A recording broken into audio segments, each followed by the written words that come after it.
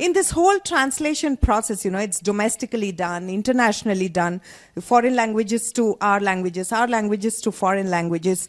So don't you think in this whole process, there is some amount of essence lost, story cut, and, how do you receive it? Or how do you make peace with yourself when you see that in whatever language you have written, you mean it in a certain way, but when it gets translated, the meaning is lost. So what does an author or a writer do at this point?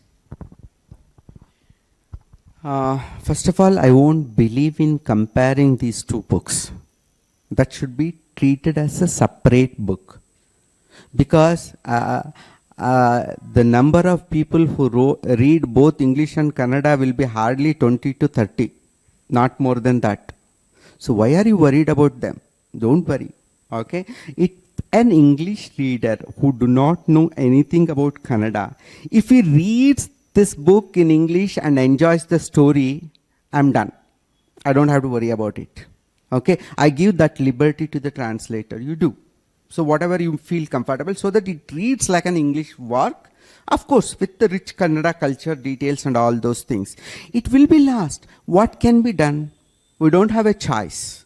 We can't teach everyone Kannada and ask him to read in Kannada. So it's not possible at all. But at least, to some extent, if you can taste what it is, okay, that's more than enough. So I say this, actually, this metaphor always I give, like it's a, like in the Bellary side, there is a culture. Hampi is there nearby for us. Whenever you are going to Kashi, Varanasi. So if you are going to Varanasi, what they do is, they take a tumbler full of Tungabhadra water. Tungabhadra water is supposed to be the sweetest. Tungapana, Ganga Snana, we say in our part. So then they will take the tumbler full of water and go to Kashi, and they pour that water in Ganga. Okay, they pour that water in Ganga, and while returning, they bring a tumbler full of Ganga water and they pour it back in Tungabhadra.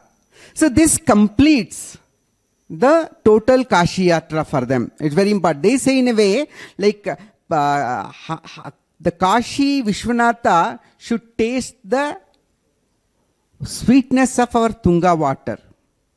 And Pampapati, who is in Hampi, Virupaksha, should get some punya with Ganga water as well.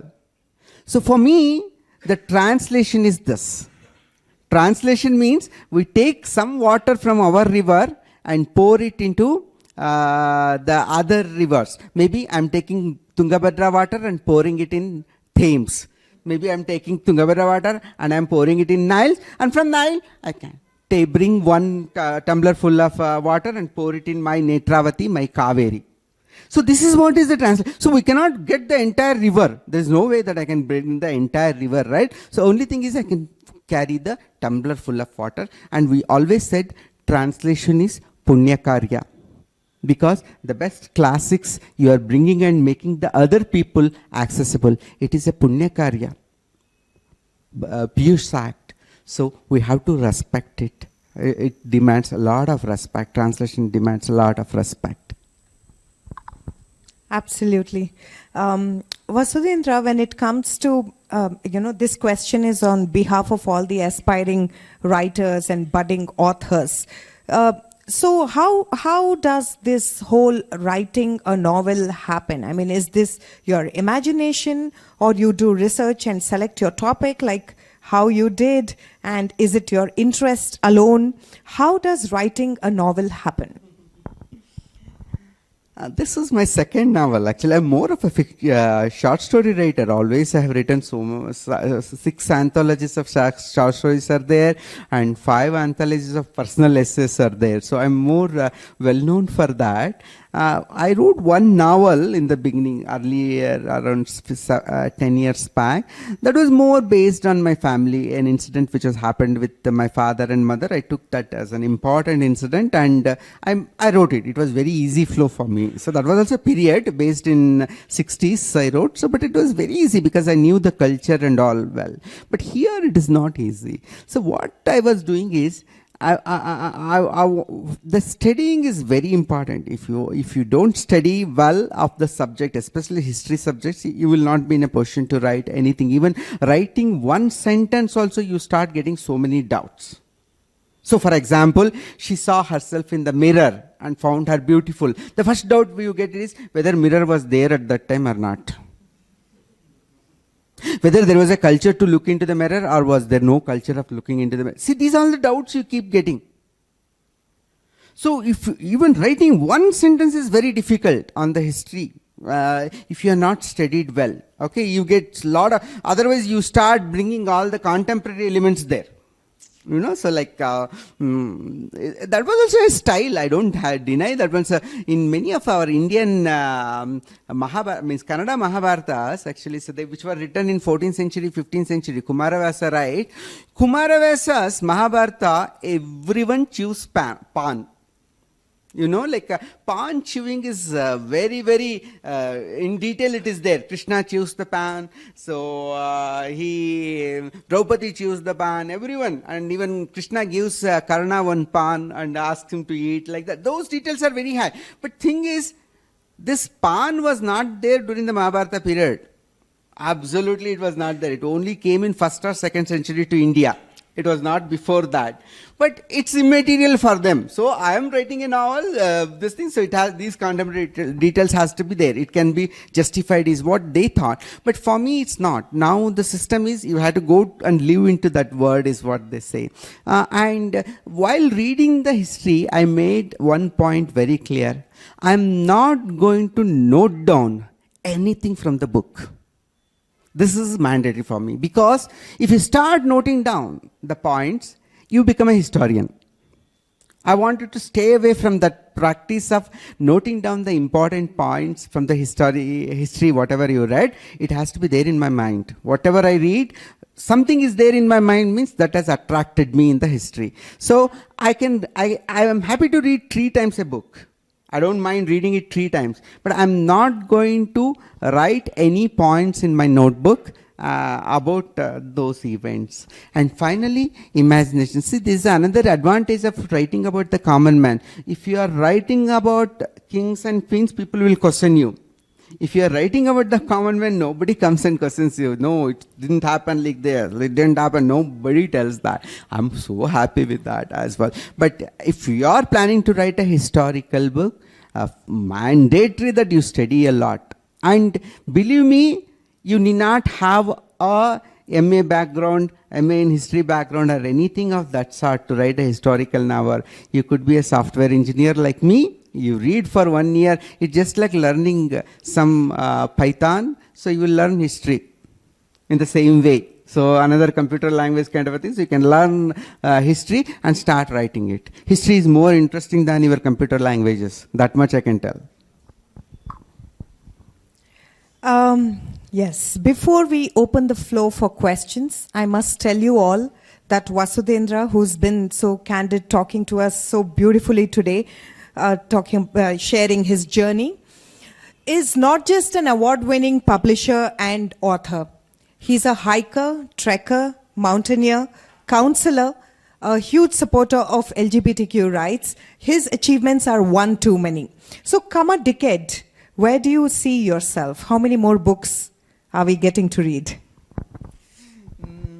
That's a difficult question. We don't know what is going to happen in one next day itself. The corona has taught us what is going to happen next week. How can I predict what is going to, what I will be after 10 years? Very difficult to predict. But what I can see is my ability to write is getting reduced. Means I used to write fluently 10 years back. Okay, but since I'm writing from past 25 years, the ability to write has come down, that I can observe. But maybe if I can write another 2 or 3 such novels, that is enough for my career. Okay, so I don't think I should write more than that. So another 3 to 4 novels is more than enough for a career, actually. So as a writer, you don't have to write 20, 30 and all to prove. Because even if you write 20, 30, only 2 to 3 will remain. So as a classics, not everything, okay?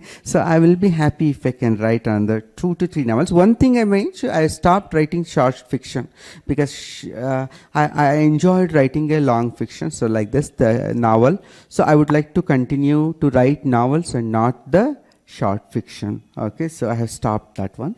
So I'll write, yeah, that's my goal, right? I left my job also to get involved myself full time in the writing and publishing activity. So I'm a publisher as well. So publishing activities will be very high for me. So I spend quite a lot of time in the publishing activity. So that also from past 20 years I'm a publisher. So a lot of activities there. I'm now an expert. One man army. I'm the only employee of my publishing house. No one else is there. So I have published around 100 books till date. So youngsters, especially not the celebrities, youngsters I publish. So that's also work will be there for me to do. So yeah, I'm enjoying whatever comes is fine. Even if I don't write any book, that's fine. I'm happy with whatever I have done till now.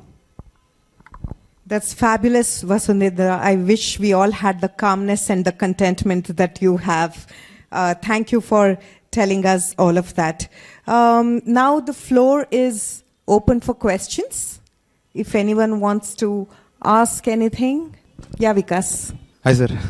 Thank you so much for coming over and sharing the story behind the writing. It was inspirational. So my question is, as an author, would you be willing to let a filmmaker adapt your book into a movie? I'm very scared of it. Like, I don't want my books or stories to be made into film. I'm not interested in it. But maybe down the line, if some brilliant director comes forward and if I trust him, if I feel that he is capable of doing it, maybe I'll go for it. But now, from past 5 years, I'm saying no. I get this request every day. Like, we want to make your story into a novel, movie, or short films, or into other thing. No, I said no. Play is fine. If they are making a play, I'm very happy. So I give a lot of respect to theatre. So if they are making a play, I'm very, very happy. So because plays can change. Today one director makes one play, same story the another director makes into a different play. So all things will be different. I don't have any problem. But this film, once it's done, it's over. It's like a typecast, like I'm not interested in it. At the moment, no, I won't give rights to anyone, but down the line, I might change my mind if I find a trustworthy, talented, qualified director approaches. As of now, no films. I'm very scared of giving my works to any film director. I feel more proud as an author. I don't want film industry give me more respect because they are made into film and they are making me big. No, I don't believe in it. As an author, I'm as good as equivalent as a director of a film, right? So I'm very proud of being an author than the film field. All right, thank you. Good evening sir. Huge respect to you sir. ನಾನು ಪ್ರಶ್ನೆ ಕನ್ನಡದಲ್ಲೇ ಕೇಳ್ತೀನಿ. ತುಂಬ ದೊಡ್ಡ ಅಭಿಮಾನಿ. ಯಾಕಂತ ಹೇಳಿದ್ರೆ ನಮ್ದೊಂದು ದೊಡ್ಡ ಬಳಗನೇ ಇದೆ, ಗೊತ್ತಿದೆ ನಿಮಗೆ. ಅದರಲ್ಲೇ ನಂದೊಂದು ಸರ್ ಬುಕ್ ಓದಾಗಿದೆ. ನಂದು ಒಂದು ಸ್ಮಾಲ್ ಕ್ವಶನ್ ಸರ್. ಏನಂತ ಹೇಳಿದ್ರೆ, ಹಿಸ್ಟ್ರಿ ರಿಪೀಟ್ಸ್ ಫಾರ್ ಇಡಿಯಟ್ಸ್ ಅಂತ ಹೇಳ್ತಾರೆ. ಬಟ್ ನೀವಲ್ಲಿ ಬರ್ದಿರೋ ಪ್ರಕಾರ ಆ ಒಂದು ಕಷ್ಟ, ಆ ಒಂದು ಸ್ಟ್ರಗಲ್, ಆ ಟೈಮಲ್ಲಿ ಪೀಪಲ್ ಹೇಗಿತ್ತಲ್ಲ ಸರ್, ನೀವು ಬರಿಬೇಕಾದ್ರೆ ಈ ಟೈಮಿಗೆ ನೀವೇನ ಒಂದು ಕಂಪೇರ್ ಮಾಡ್ಕೊಂಡಿದ್ರ? ಯಾಕಂತ ಹೇಳಿದ್ರೆ ನಾನು ಅದನ್ನು ಓದ್ಬೇಕಾದ್ರೆ ನನಗನ್ನಿಸ್ತು, ಇಲ್ಲ ಈ ಲೈನನ್ನು ಸರ್ ಬರಿಬೇಕಾದ್ರೆ ಈ ದಿನಕ್ಕೆ ಕಂಪೇರ್ ಮಾಡಿದ್ದಾರೆ. ಈ ಒಂದು ಹೇಗೆ ರಾಜರು ನಮ್ಮ ಒಂದು ಆ ಒಂದು ಆಸ್ಥಾನದಲ್ಲಿದ್ದಂಥ ದಾಸಿಗಳನ್ನಾಗಿರ್ಬೋದು ಅಥವಾ ಕೆಲಸದವ್ರನ್ನಾಗಿರ್ಬೋದು ಹೇಗೆ ಬಳಸ್ಕೊಂತಿದ್ದಾರೆ, ಅದೇ ರೀತಿ ಈಗಿನ ಸಿಚುವೇಶನ್ ಅಲ್ಲಿ ಅದೇ ರೀತಿ ಕಂಟಿನ್ಯೂ ಆಗ್ತಿದೆ ಅಂತ ನಿಮ್ಮ ಮೈಂಡಲ್ಲಿ ಏನಾನ ಇತ್ತಾ ಅಂತ? See, thanks for that question. Okay, what he asked is how much of contemporary issues were driving you when you are writing the Kannada this novel. Actually, see, I think I should quote something what S.L. Bhairappa said. There cannot be any historical novel. Everything is contemporary, he says. You are taking a subject of history and writing a contemporary only, he says. You cannot classify any book as a historical or contemporary. It doesn't make any sense, he says. Everything is contemporary because a contemporary writer is writing, so it is a contemporary work. Even if you write Mahabharata, it is contemporary. It's nothing to do with the history or mythology, is what he says. I believe in it because I've been born and brought up in the contemporary world.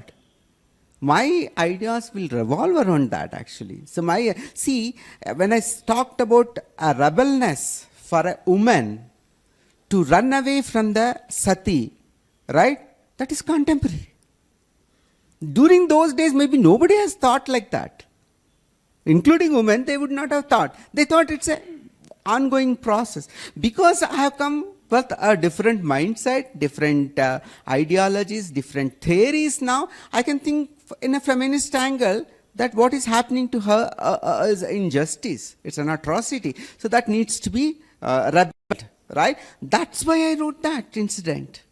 Otherwise, if you are living at that period, they would not have done the objection. If a Kumaravasa has written, he also writes Sati in about when Pandu dies, Madri jumps into the fire, right? But he never gets an idea that she has to run away. Because his mind is of that period only, 14th century, 15th century period only. So he cannot have that kind of a mind. I am the contemporary. See, if one incident which is very important one is changing the name of a city. Okay, so there is one name for the city, and Krishnadevaraya has changed so many cities' names because he is a Vaishnavite. During those times, Karnataka city names were all Shaiva. Because Sangama Vamsha, the Vijayanagara has got Sangama, Tuluva, Salva, Tuluva, Aravidu, right? So Sangama Vamsha is a Shaiva Vamsha. So they were believers of Shaivism. So most of the things were Shiva-based names for us everywhere in Karnataka. When these people came, especially Salva came, so and later Tuluva, so they got attracted more to the Vaishnava religion. Okay, so then they started changing from the Shaiva names to Vaishnava names. For the best example you will get with the Tenali Ramakrishna. Tenali Ramakrishna original name is Tenali Ramalinga. Okay, Tenali Ramalinga. He thought if he goes as a Shaivite, he will not get the proper respect from the king who is supporting more Vaishnavism. So that's why he changed his name from Tenali Ramalinga to Tenali Ramakrishna. So that gives an idea. So I bought that city name changing. So that's a contemporary. We are changing so many city names left and right. So how much it might pain to the people who got used to the older names for whatever the reason it might be. Right? So that is again a contemporary. So many contemporary issues will be there actually. A very good evening, sir. So as you told that we would be able to read the book in the English as well. So do you think the essence of the book or the picture you want to portray, so that justice would be done by English, or there would be a language barrier in this? It won't be. See, for that the best metaphor is during our childhood, the instant coffee was introduced. The first instant coffee was brew. That's the one which we remember, brew instant coffee.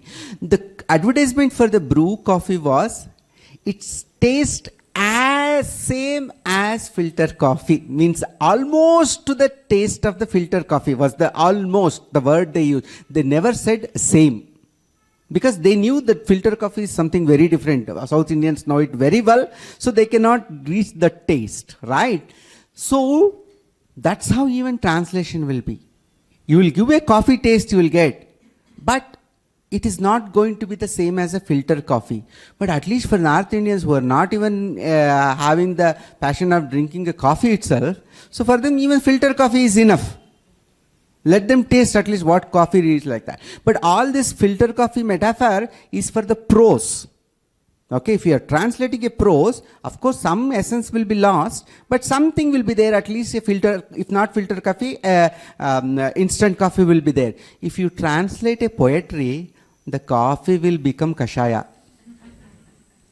You know, it's so tough. I don't believe in translating a poetry itself. It never, I don't think it's possible also, because it's so much rich in the wordplay, it's so much rich in the language. So translating a poetry, it's too tough. It's too tough to do. But prose, let us go with the translations, okay? It's very, very important. The prose translation, though it gives you 90%, I'm happy with it. Let them read at least 90%. Yeah? Thank you, sir. Good evening, sir. So, sir, like you're an author, so obviously you must have encountered the infamous writer's block. If so, how have you like overcome that writer's block? Because even if I write one page of a story, I half page and I'm done. Like I cannot proceed more than that. So if at all, like you wrote 450 pages, so at any point, if you've encountered the writer's block, how have you like overcome that? Talk a lot about this writer's block. Actually, I conduct a lot of story writing workshops. Maybe if you are interested, you should attend one of them. I cover this topic as well, okay? So, how to handle these writer blocks and all. For me, no. If I start a story, I never get stuck. I'll finish it off. I know it very well. But there is a period where I don't write anything. That is my writer block. Okay, so I don't write, and I'm aware of it. See, first and foremost thing you have to be aware of is, if you are stuck, don't get panic. If you get panic that I'm not able to complete, then further the problem becomes bigger and you will never be able to complete. Just be peaceful, no problem. Go out, travel, think totally a different thing. Absolutely, completely different thing you start reading or observing, and see if that can be part of your story. It gels well. Many times it takes a different shape and it comes out as a delicacy which is not your original expectation. Possible that it may not be what you have originally planned, but still it will come out as something totally different. It might be much more beautiful than your original planned, what it might be. So that might quite happen in this. But for me, no. I'm very, like an engineer I am. So I'm so well planned. If I start, I know how I'm going to end it also. Like all this 460 pages was there in my mind when I started writing the novel. I knew what character comes where, what dialogues will be there, what scenes will be there. Everything I was aware of it. I'm more of an engineer. So it happens here, and then I'll just go on documenting. And also, I'm not a person who plays so much with language. My language is so simple. Even a 4th standard, I have fans from 4th standard kids as well. So they tell me they're 4th standard, but they read the Tejo Tungabhadra. So I was so happy. Yeah, means in Kannada they have read it and they told me they read the story. So that's a proud moment for me, because the 4th standard, his reading ability will be so less, but he could read without any difficulty. And means my Kannada is good for a 4th standard student also. But there are people at 80 who have never read any book in their life. They have read this book. So that also gives me a happy moment. Like people who have never read for 80 years, but immediately they read my book and they were happy and they shared the joy with me. So both have happened. But writer blocks is temporary. It won't be a permanent thing. You need different exposures at that time. Go for travel, meet new people, listen to them, and read something totally different aspects of writing. Then again it will flourish. Yeah.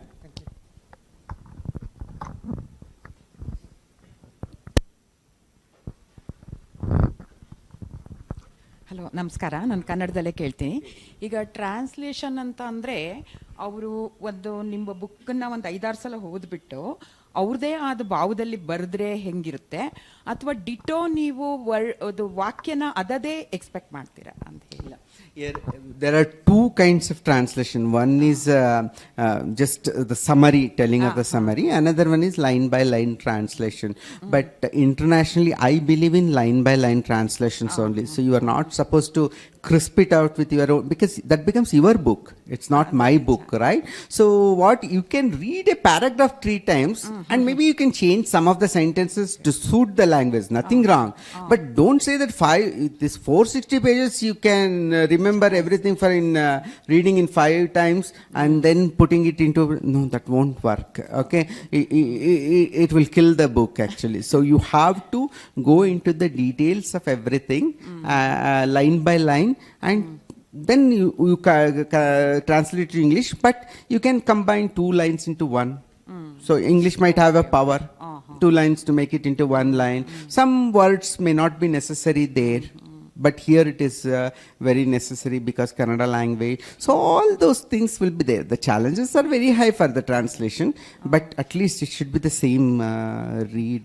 We cannot have the kind of bhava anuvada. I'm not from that school. I don't believe in it because see, translations, it's not new. I'm a translator as well. I have translated 2 books, one from Telugu to Kannada, one from English to Kannada. So 2 books I have translated, and from my publication, I have published at least 25 books, translation books. And every translation book, I edit sentence by sentence. I'm a very good editor myself. So I edit every sentences, okay, and I'll ask them to change. I'll tell them what is the style I'm looking for, how should be the grammar and all. I will dictate them and they will make those corrections and give it to me. So translation is a different ball game, but you have to read his book and not your book, the translator's book. That is very important. It was a pleasure getting to know you, Vasudhendra, a fabulous writer, thinker, doer. Thank you for talking to us so openly from your mind and heart. I urge you all to grab your copies of Tejo Tungabhadra in Kannada or English. We have some copies right here if you're interested. And those who are watching us, please go to your nearest bookstore. It's available everywhere, and it's also available on all the platforms from where you can buy and get it delivered. Thank you all for coming here for this chat show. Again, it is Friday evening and you're all spending time to know an author, know about a book. That's indeed fascinating.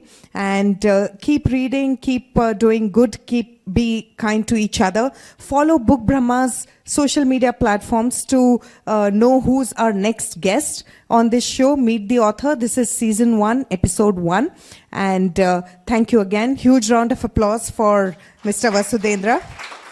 I am Surabhi Shastry from Forbidden Communication. Good evening and a very good weekend.